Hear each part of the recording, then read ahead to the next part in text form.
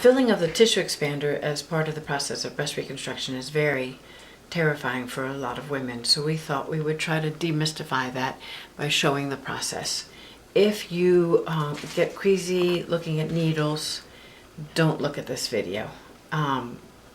If you're squeamish, don't look at this video. There will be no people in the video, but this is just to give an idea of what the process is, and for some patients this will allay their anxieties.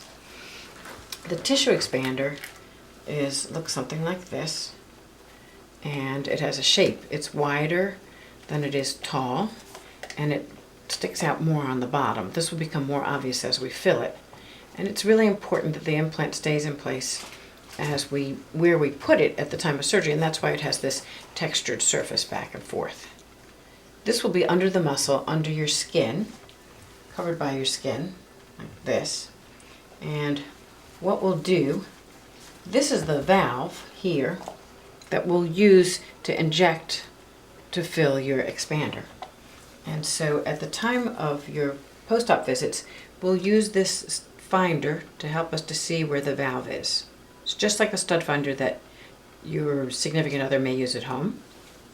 You can see it shows us where the valve is, so we know where we can put the needle. If you've had chemotherapy, you understand what the valve feels like. It's very similar to a port. So it will be, the expander is under the skin. We hover over the, Cindy, if you could open this for me.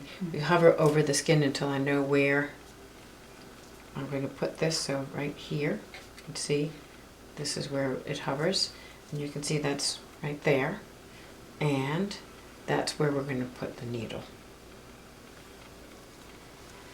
Then Cindy is going to draw up the fluid.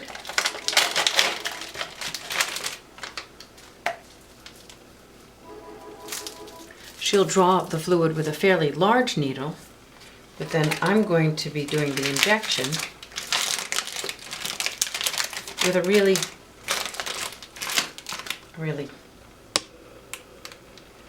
tiny needle.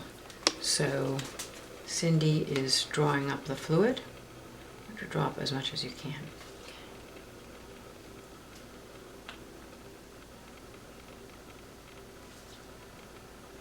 And there is no set amount of fluid that I'll inject. It depends on how uncomfortable or comfortable the patient is.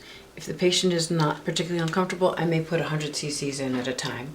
If the patient's uncomfortable, I may only put 30 cc's at a time. This will depend on patients. It's titrated to patient comfort. And so then, I should have done this before, then this is placed here. If you could hold that there. And then I know where to put the needle because of this. And